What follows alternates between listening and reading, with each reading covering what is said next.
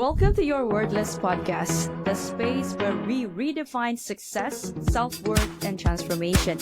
I am Nierras, the soul-centered architect of transformation, helping you unlock your highest potential and build a legacy beyond limits.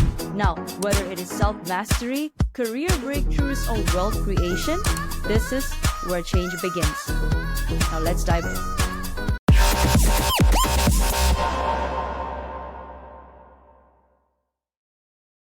First off, before we go into, the tough things, switching from a 9 to 5 and to being entrepreneur, business owner, can you share with us first, what was it like as growing up as a Devan Gonzalez?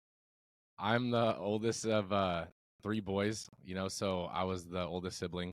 So there was, a lot of like looking out for them and trying to show them the path, and also trying to figure out the path myself, in different life circumstances that, came about that. But, for me, I'd started doing sports. My parents put me in different sports growing up, and their rule for me, which I later learned wasn't the same rule for my brothers.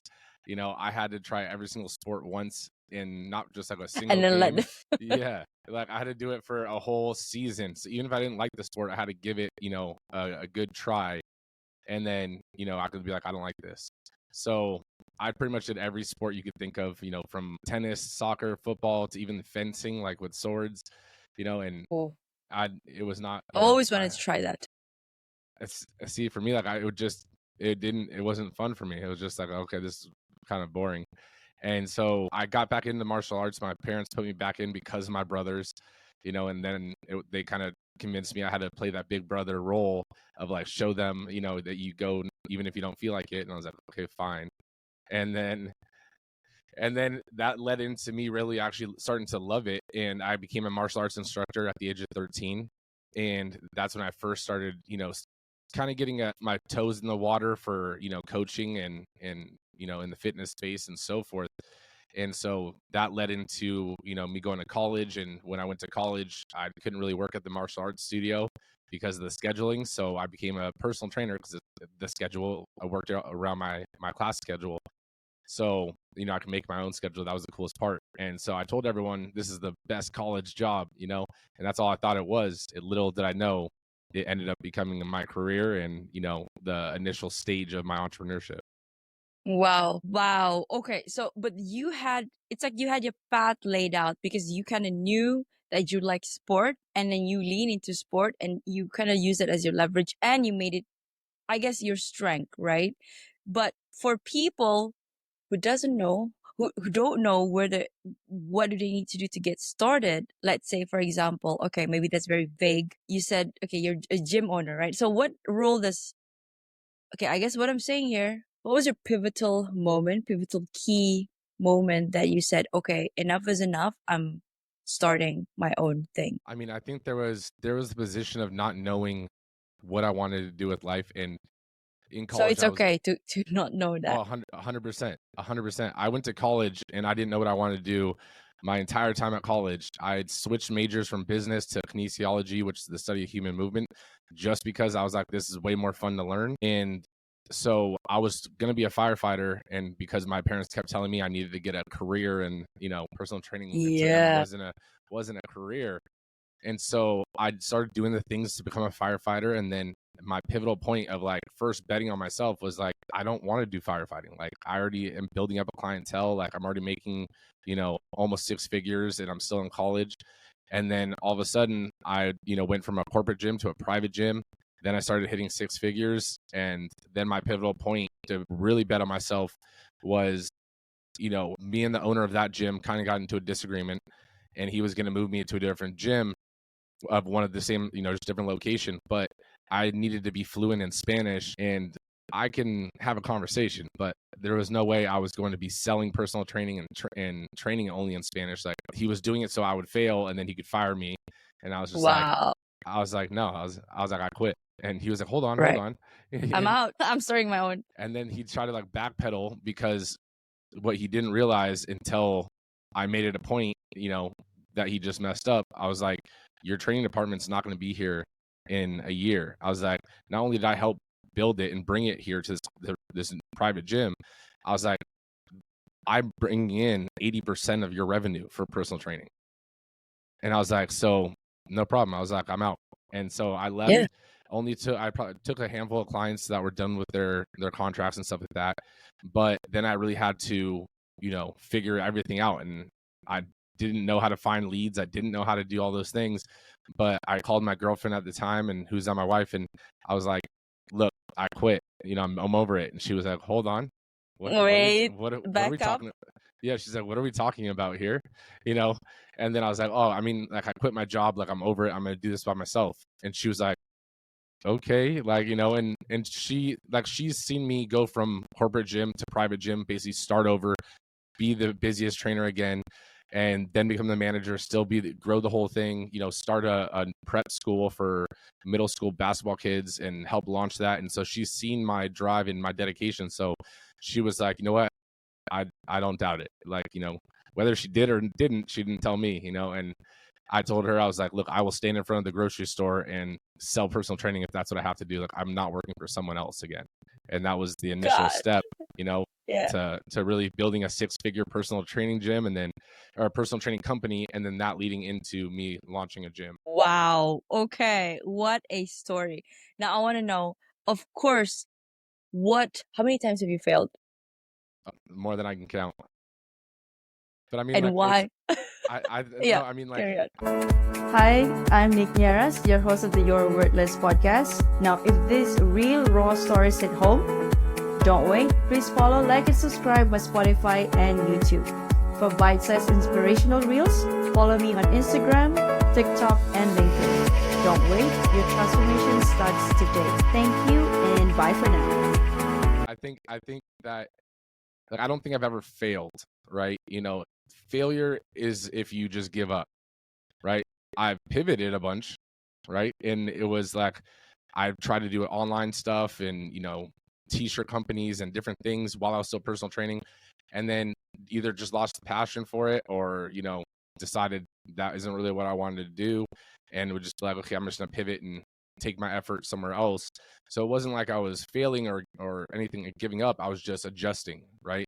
The Right. entrepreneurial path was the path I was on, and I was just finding which door opened for me, in terms of what I liked and what I connected with. So in terms of failures, what I call lessons, I could have an encyclopedia full of them, and I'd still, like, even to this day, like, there's so many times where I think something's going to work out for the gym, I turned my gym into a franchise. So we have launched the franchise aspect, and we're opening up with other people buying franchises. And that whole process is another beast in itself. And countless times, on a weekly basis, there's something I thought was going to work, didn't work, and have to adjust and, dust myself off and keep going.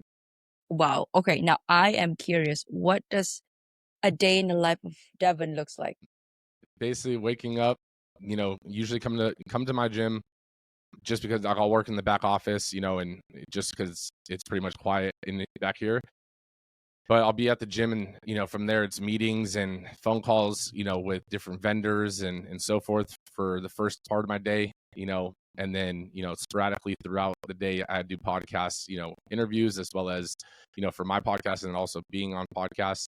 But in terms of the business, it's like my gym runs itself. So my day is calling, franchise leads and all that stuff from, 5 a.m. till 6 p.m., go home at 6, hang out with my daughter, my wife. I have a 3-year-old daughter, and, spend a couple hours with them. They go to sleep. And if I still needed to get something done, I'll usually work from, 8:30 and maybe till like 9 or 10. And then usually that's when I'll work out, just because I work out better at night for myself Right. personally, and then I'll work out and then go to sleep around, 11, 12, wake up again around 4 or 5, do it again. 12, 1, 2, 3, 4, 5, 6 hours of sleep. Is that okay? Is that good? I mean, obviously, It works for you. It works for you. yeah, Because you're in the earlier stage of building your business. Okay. That, and for me personally, like, I can't fall asleep super early. If I lay in bed at 10, I will be laying in bed and just laying there for an hour or 2 hours. And so, especially with everything going on, it's like my brain just keeps going. So usually around 11 or 12, I can settle down and then go to sleep and then get 4 to 6 hours of sleep. And then on the weekends, usually I'll sleep a little bit longer because everything's kind of calmed down on the weekends. Wow. Okay. So what would you say your traits that people can replicate if they are, so let's say they're not going into entrepreneurship, but they just want to move up the rank. Let's say they work in corporate, or they're just switching their industry from one thing that they've known for their entire career and then something new. What are those maybe 3 or 5? I mean, I would say the first one is, one, you have to be competitive, not with others, but with yourself, right? Each day you're trying to be a better version than the day before, right? And if you can do that, and whether it's learning a new skill, whether it's reading, reading something new, learning something new, having a new connection or networking, whatever the case is, try to get better 1% every single day. And at the end of the year, you're 365 times better. Now, some of the other things is, you need to be consistent and disciplined in that aspect, right? That's the hardest part, is like showing up on the days that you don't want to do it, but you show up anyways because you need to do it. Yes. And then I will say, some people will say, well, do you have to be motivated? No, right? Like, believe me, I'm not motivated most days, and it's like, but at the same time, I have people that rely on me. I have a goal I want to hit. So that's where discipline comes in, because motivation is fleeting, right? Motivation comes, it goes. You see something, you read something, you feel all pumped up, and then all of a sudden it kind of subsides, and then you're like, okay, whatever. I don't really feel like doing that. I want to watch, Netflix and eat this Twinkie, and it's like, come on, Yeah. Wow. Okay. And you called me out there. So the key with me is motivation, and it's true what you said. Motivation is fleeting, but the key to overcome that is just to just get up and do it. Then it's like taking a shower, right? You don't really need to motivate yourself. Oh, you need to take a shower because you have to, you get your hygiene up and all those things. And it's the same thing as starting, or more so starting a business. Everybody's relying on you. You've got people looking in and say, what is Devan doing? Does he know what he's doing? Right? So, okay, I want to ask you, so let's move towards that direction.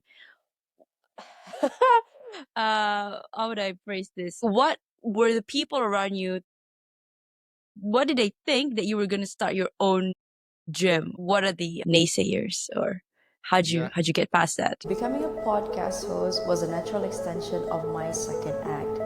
Now, after spending 15 years in the corporate world, I've transitioned to helping individuals overcome challenges like navigating tough relationships, career burnout, and aligning their mission with their soul's calling.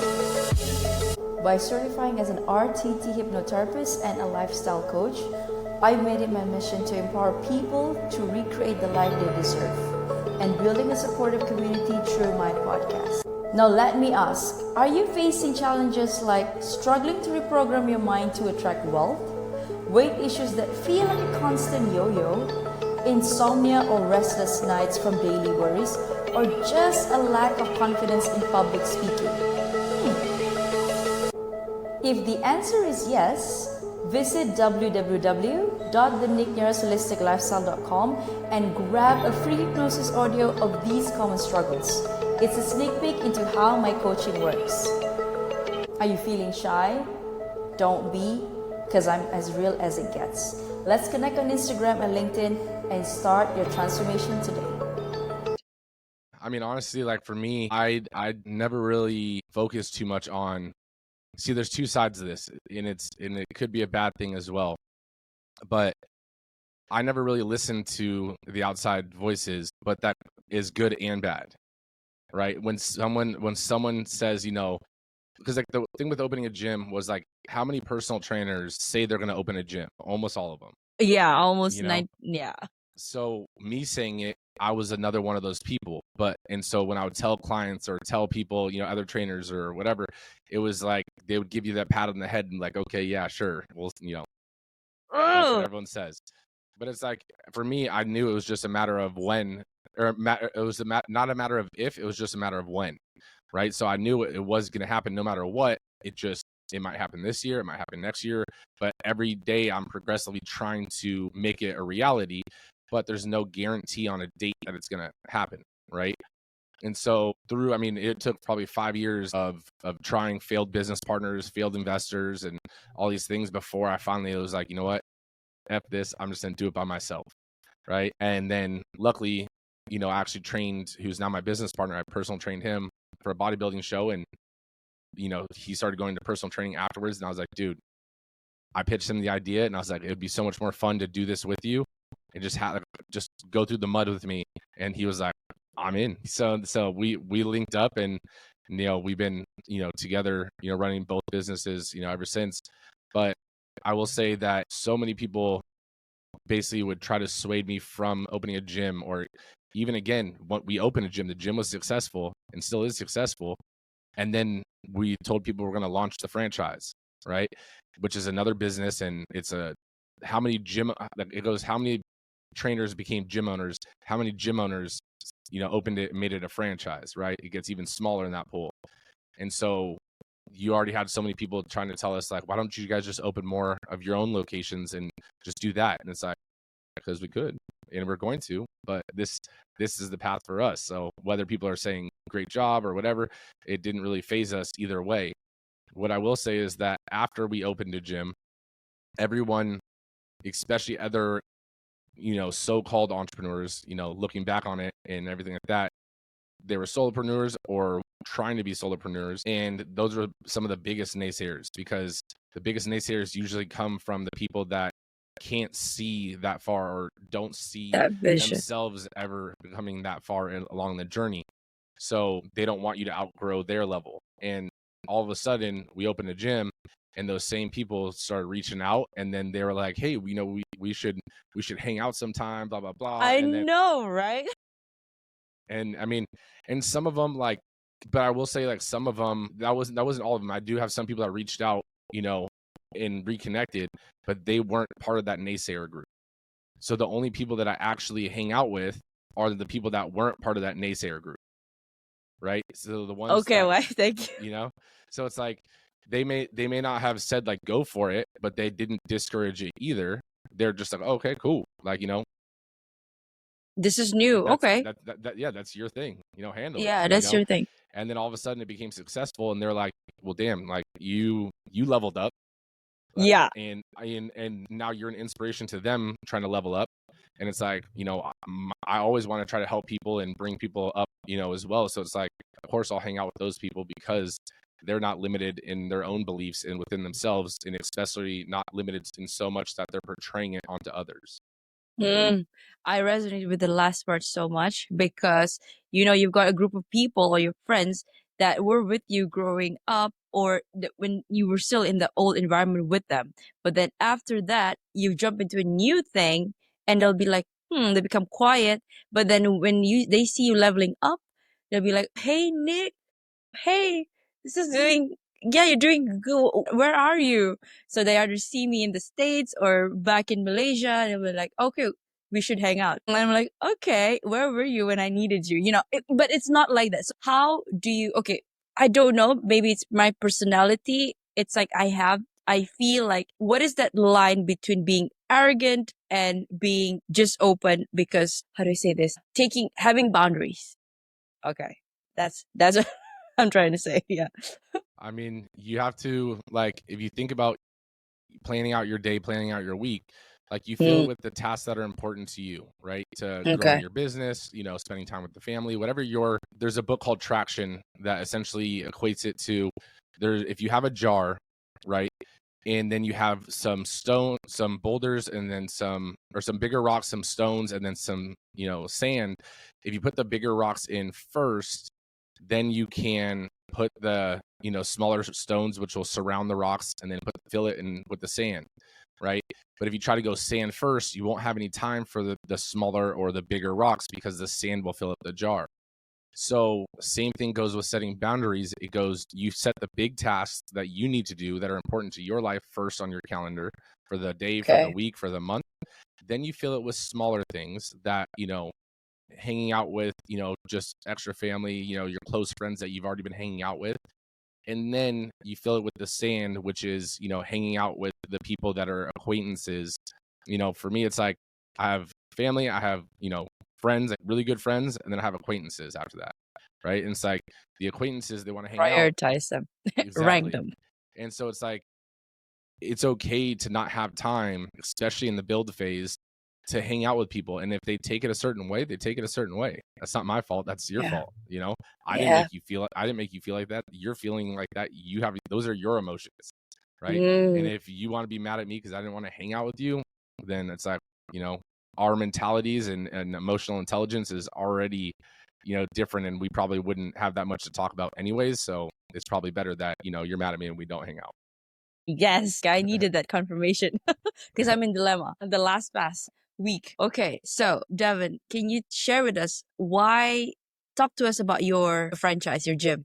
So my gym, it came about, when I was personal training, because when I was personal training, like, yes, I had my own personal training company, but I was a solopreneur, and, I didn't have any employees. I couldn't have any employees because with personal training, you hire a personal trainer, they just take your client, right? And so it was one of those things where my days were like 16-hour days of back-to-back clients, and I did 0% online. It was all in person. And so, which is definitely not a easy thing to do, to grow six figures and everything like that, and all in person. But I would send my clients to boot camps, different companies and stuff in between our sessions if they weren't, essentially doing the homework. And over the years, they were coming back with different problems. And I was like, man, it's crazy that all these different companies say they have different models, yet they all have the same customer complaint, And so Strive 11, my gym, was basically founded and start to put together off of solving those core problems. So busy classes, not being able to schedule a class the day before because it's always, full, getting charged extra fees for walking in late, class schedules not working out with someone else's personal schedule. And so my bootcamp model, while it is a quote unquote boot camp, there is no class times. So you can show up at any time that works for your schedule, and you can come in and walk in. So you're never late. The other thing is you can do a 30-minute workout. You can do a 75-minute workout. Again, it's all off of your schedule, your fitness level, your desire. So my boot camp is right now is definitely one of a kind, where it's built for busy people with busy schedules. Wow.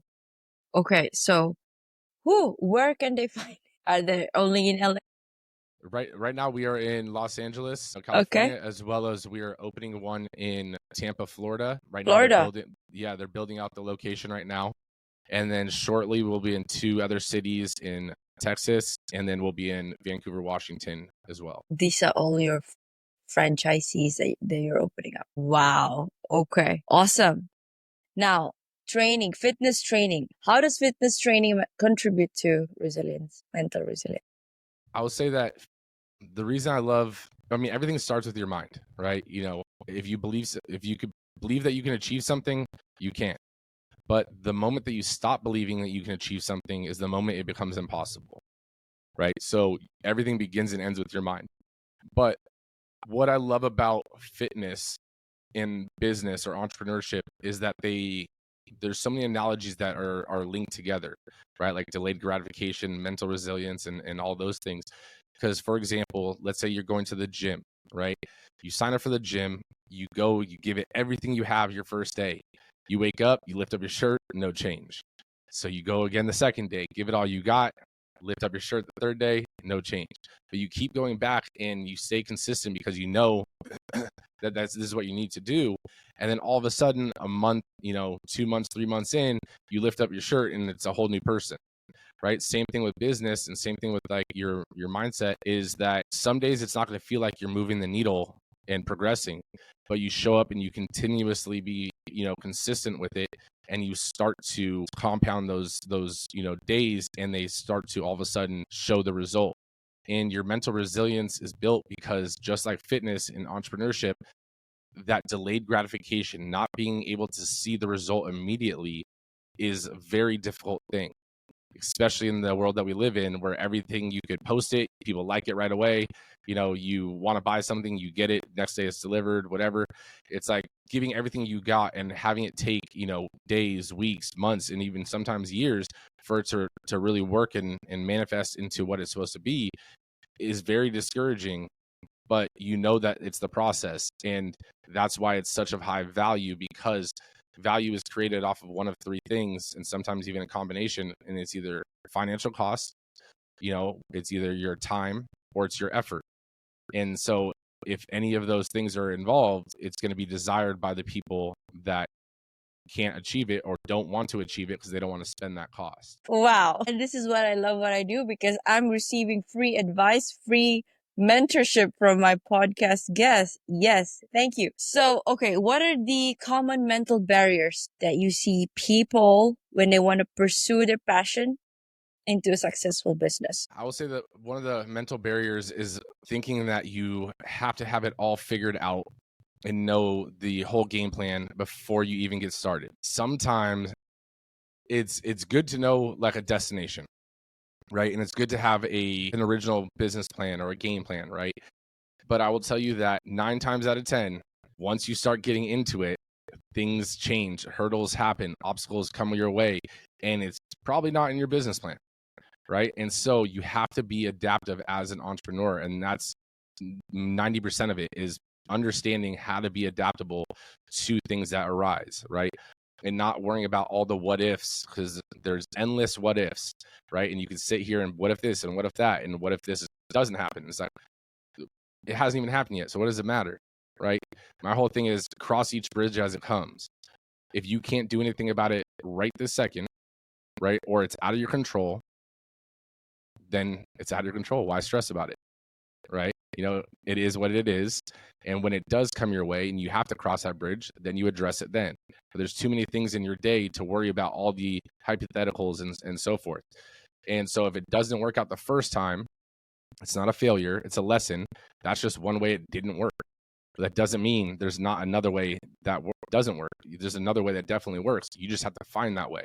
Sometimes you need to try to open up a few doors before you find the unlocked one. And I saw your theory. That theory, I think, is proven.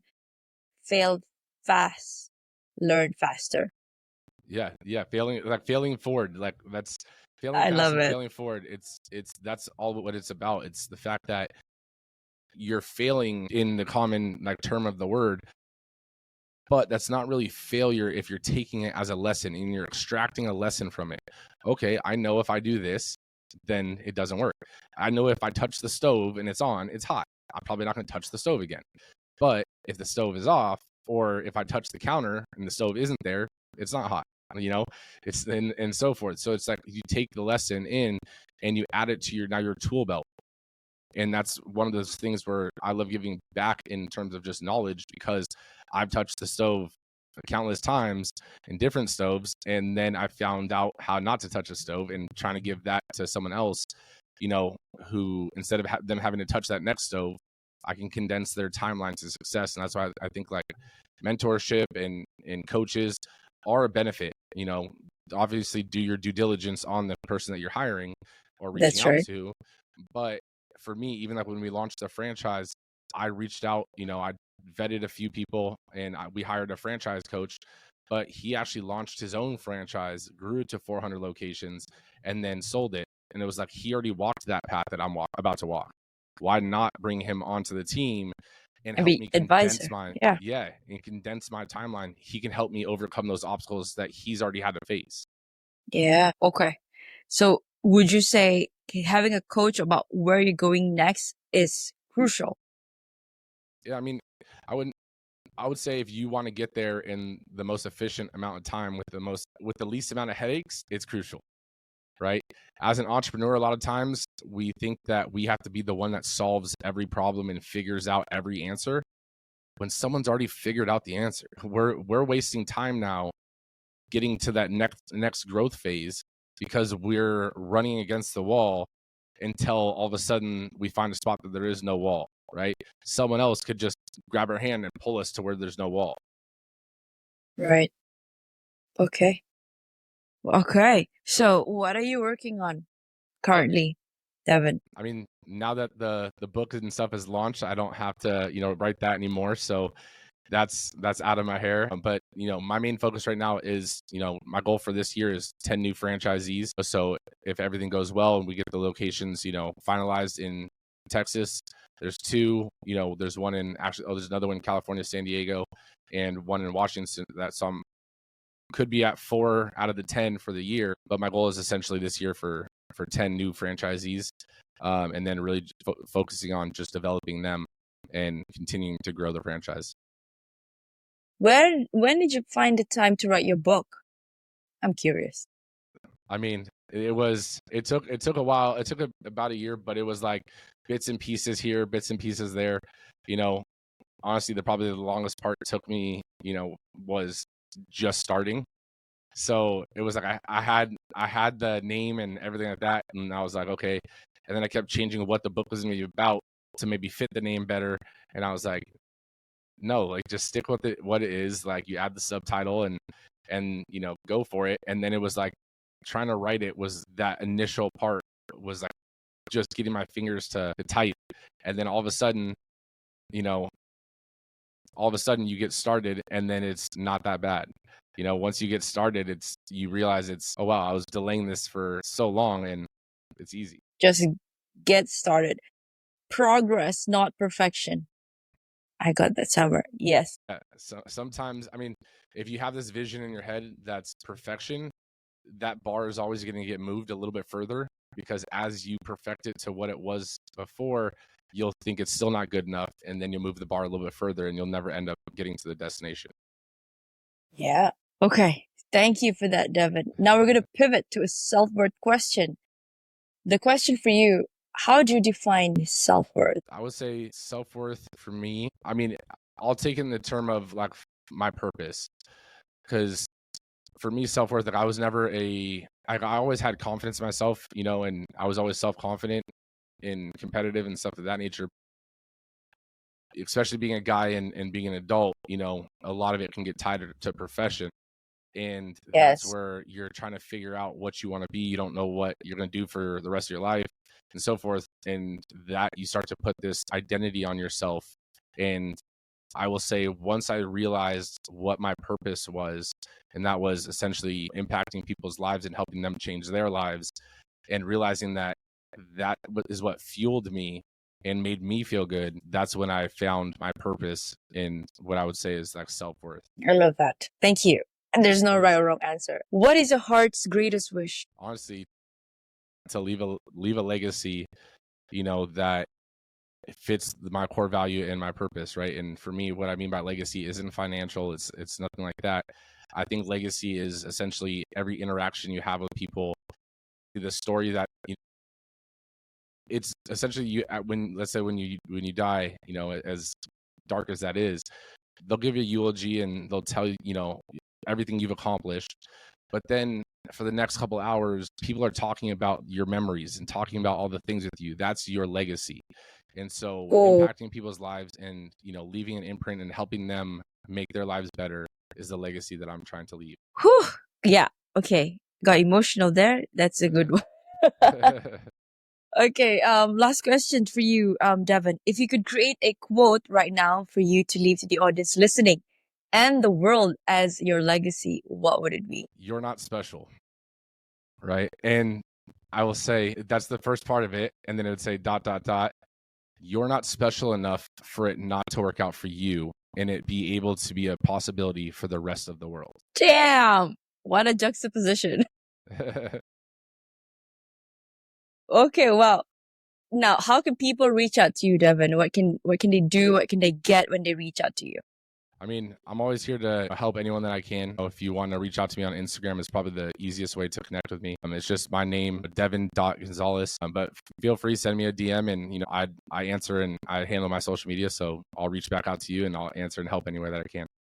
And okay, curious, if anybody's listening here in Los Angeles and they want to be a part of your team, what can they do?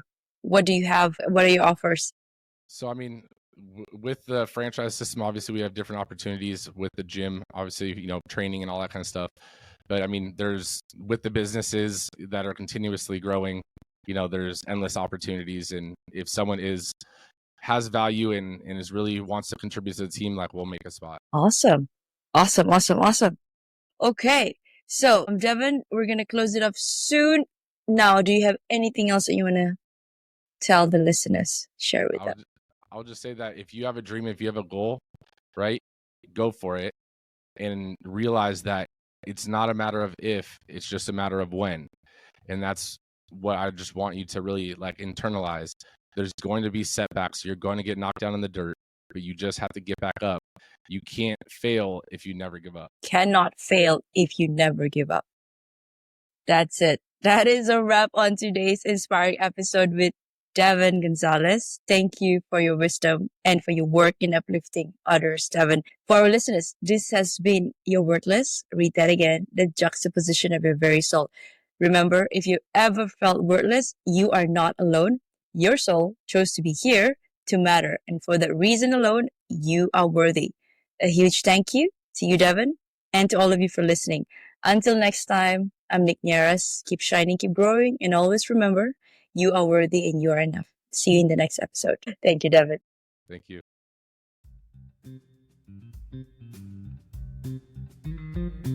Hi, Devan. Good evening to you. How are you? Doing well. Thank you so much for having me. How are you doing? I'm doing great. Thank you so much for saying yes to be interviewed today. I'd like to introduce myself formally first to you and to our listeners. My name is Nicolette. I am the creator for the podcast titled You're Worthless. Read that again. The juxtaposition of your very soul. Now, before we start, your story is something that I can resonate with from I'm not a fitness trainer for sure, but I also transitioned to entrepreneurship, doing a thing on my own just recently, just 2024 actually. So without further ado, I'd like to read who is Devan for our listeners, and then we can deep dive into how'd you do it and what do you do now. So hello everyone, we have Devan here with us, Gonzalez, okay? Devan is a mindset-driven entrepreneur, CEO of Strive 11 Fitness, a fellow podcaster like myself, host of the Mindset Cafe podcast, and the best-selling author of Money, Muscle, Mindset, the Underground Playbook for aspiring gym owners. Now, with a deep passion for personal development, fitness, and building thriving communities, Devan has dedicated his life to empowering others to unlock their potential. Wow, Devan. Welcome to the show. Thank you so much. Love this episode? Now, transformation doesn't end here. Head on to @holistic.lifestyle_with_Nick. That is on my Instagram. Or head on to my website, www.denierras.holisticlifestyle.com for more info on my coaching framework, which is the Worthy, Authentic, and Abundant Framework, digital guides, and my upcoming events such as retreats and master classes and workshops. Now, I also do intuitive readings where we get to check on your soul